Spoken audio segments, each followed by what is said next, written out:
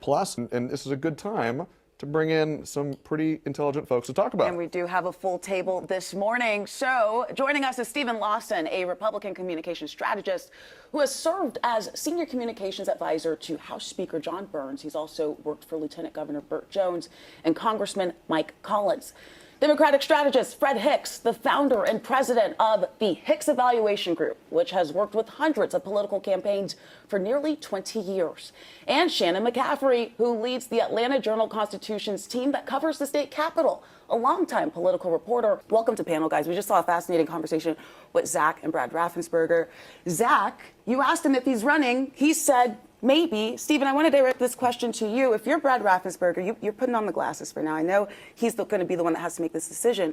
But what is your move? What are you looking at? Yeah, I think he's looking at two options. I think he's probably looking at the U.S. Senate race against John Ossoff if Governor Kemp decides to take a pass on that. Right. But I also think he's got his eye potentially on the governor's mansion and looking at that Republican primary, which is a little in flux right now.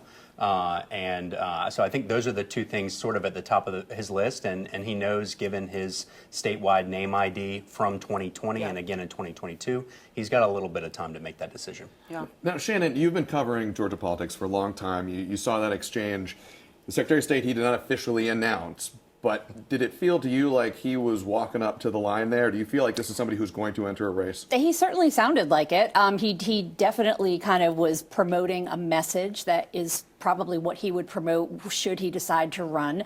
I think it's interesting, just like Brian Kemp, Brad Raffensperger has been able to walk a really delicate line between disagreeing with Donald Trump and sometimes being at odds with Donald Trump, but still having a very high approval rating and still being reelected. The two of them have really perfected that dance, and it'll be interesting to see if he continues down the road. Yeah. And Fred, from a Democrat's perspective, if Secretary of State Brad Raffensperger does jump into one of these races, what's the reaction from Democrats? Is this somebody who y'all want to see get into a race, or is this somebody who you think we don't want to run against him? Well, I think our position would be the more the merrier, because if you have a contested Republican primary for any of these seats, that means they're spending time, they're spending money, they're spending resources, and they're increasing their record with their rhetoric, the things that we can use in the general election. So we would welcome him into the race, and it'll be interesting to see what other candidates would do and how they would respond to him. But would you rather see a Raffensperger than a Kemp? Based on this AJC polling, the one thing I can say is that there's a lot of reasons to celebrate if you're the Ossoff campaign, you're Democrats right now. He is in a dead heat with the most popular elected official in Georgia, someone who vanquished the Trump-endorsed candidate and who vanquished Stacey Abrams, and he is right there neck and neck with Brian Kemp. So this is great. If I'm Senator Ossoff and this is my starting point right now, I'm feeling pretty good about it, regardless of who the Republican opponent is. Stephen, you have that look like you want to jump in. I want to ask you, Fred is saying, look, it would be great for Democrats if Republicans have a really contested big field in the primary. Is that something Republicans are worried about right now? Well, first of all, I'll answer that question for Fred. They would much rather face Brad Raffensperger, because if Brian Kemp runs for this seat, Brian Kemp will be the next U.S. Senator from Georgia. But yeah, Fred is absolutely right. I mean, a crowded primary will only help the incumbent, which is John Ossoff. I've been on record saying I think he will be a formidable candidate. I think the best case scenario for Republicans, if Brian Kemp does not run, is to consolidate the field. And look, that may be a scenario where President Trump and Brian Kemp work together to play kingmaker, potentially, again. But this is all predicated on if Brian Kemp doesn't run. On that note, guys, we're just going to take a pause. When we come back, we're going to take a look at a couple of the poll numbers from the AJC's new poll. Stay with us. We'll see you back on the other side of the break. Welcome back. The Trump administration continues to praise what it calls major accomplishments in its first 100 days.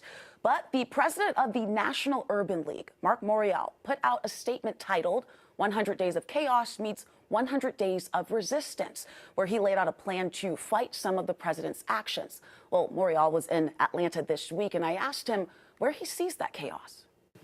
Number one, you do not make America great when you fire 250,000 hardworking federal employees without a hearing, without any evidence that they have been engaged in any wrongdoing, without any evidence that they are wasteful or fraudulent or abusive.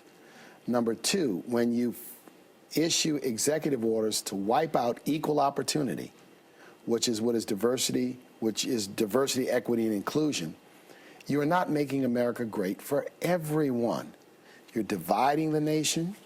You're creating chaos and confusion inside of the government. Is the only way to bring change hinging on the results of 2026?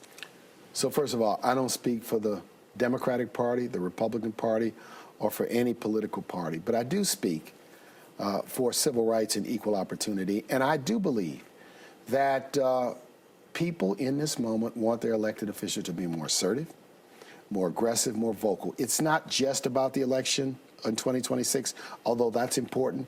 It's about demonstrating that people will use their bully pulpit. They'll use their voice. They'll use their power in Congress, whatever it may be, to push back and to sharpen, if you will, the conversation about why these policies of the first 100 days are damaging and injurious to the future of America, to the state of Georgia.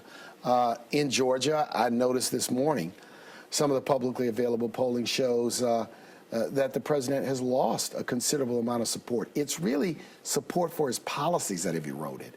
So these officials, these public officials, these elected officials, these politicians have to be more assertive, or the public will send a message to them. And you can catch our full interview with Mark Morial right now on 11 Live Plus. You can download it to your TV and watch for free. It is a good time to see what voters are thinking. The Atlanta Journal-Constitution partnered with UGA on a new poll released this week. The poll of 1,000 registered voters was conducted over 10 days in mid-April. One question asked respondents whether they approve of the way that President Donald Trump has handled his second term so far. 55% said they either somewhat or strongly disapprove. 43% either strongly or somewhat approved. And we are back now with the panel. Shannon, you're from the AJC. You're the politics editor. This is your poll. What did those results tell you? Well, first of all, they do mirror what we've been seeing nationally, right? What we're seeing in Georgia is very reflective of what we've been seeing in national polls as well.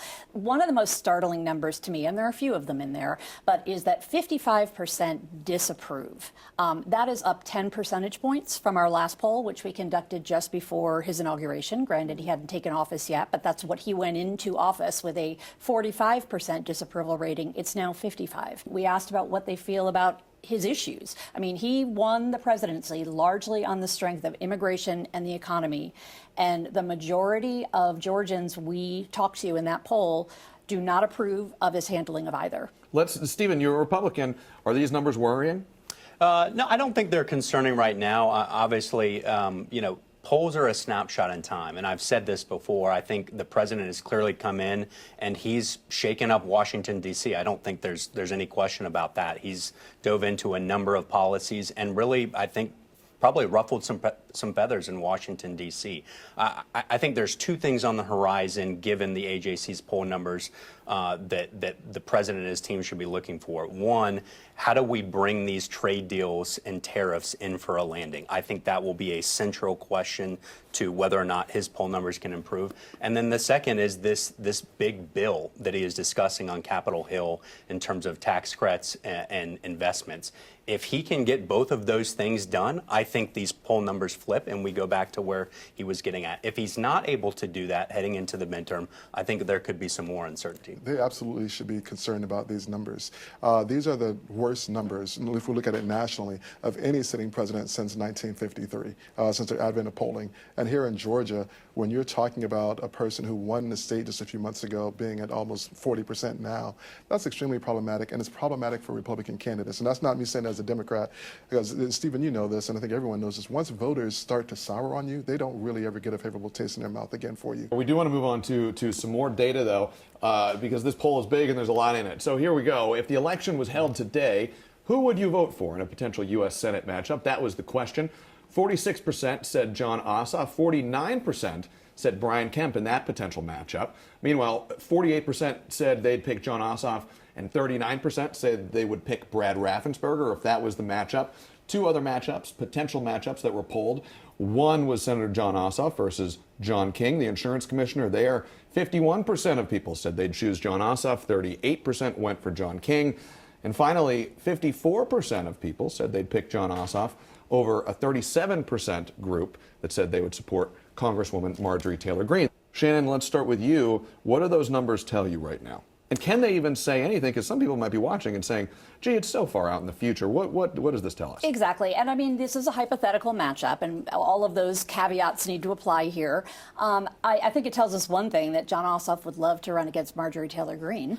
He seems to be baiting her on social media and every Stephen, opportunity you're smiling he about that, can. too. You smiled there. I think he'd love her to get into the race. But it also tells us that Kemp's decision here is going to be absolutely critical. And it will change, I think, whether this race, how competitive this race is, right? I mean, whether or not this is going to be viewed as a race that is a national one that everyone's going to be throwing money into, or if folks will kind of, the incumbent is going to win and we'll put our money elsewhere. I just think that Kemp, we can't decide, we can't make any conclusion until Kemp decides what he's going to do. Shannon, go ahead. It's something that we've talked about on the panel before, a waiting game for Brian Kemp. Is that what's happening here, Stephen? Yeah, I think Shannon's absolutely right. We've talked about it. That is the domino effect from the governor's decision is going to be real, and it's going to have a ripple effect up and down the ballot across the state. And I think these poll numbers bear that out, as Shannon said. Fred, for Democrats, particularly looking at the Senate race, if you're advising Jon Ossoff, what are you telling him? What should the strategy be?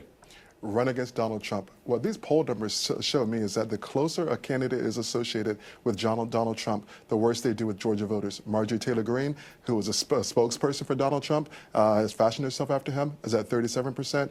Brian Kemp, who has gained his popularity as being someone who's independent, putting Georgia first, does best against Jon Ossoff. So Donald Trump is an albatross, especially when you're looking at a federal race. So my best advice to him is run against Donald Trump and talk about the impact of Donald Trump on Georgia, irrespective of whoever the Republican is. It doesn't matter. Did that work for Democrats last go round? Well, Kamala Harris only lost by 115,000 votes or so. So she did far better than, say, Stacey Abrams in 2022. So once the smoke cleared, it was a very close race in 2024, much closer than we thought. That's a lot of votes in Georgia. I'll just add that. Close percentage. It was about a 2% margin. 2%. That's not a lot of votes. 115,000 out of 5 million is not a lot, especially when It is the difference between victory and defeat, though, which I think what Stephen was about to say. Well, I was going to say, and that's why we just had our party elections, because there was so much dissatisfaction with the way the party apparatus performed and it was engaged, that people feel like we could have won in 2024 if the Democratic Party had been more active. And that's why Senator Ossoff spoke out against the then chair, and why we have a new chair. And that's why Democrats are holding that chair accountable for a win in 2026. Always so much to talk about. Always so grateful for your insight, all of you. Thank you. Thank you. Thank you for staying with us, and we will be right back after this.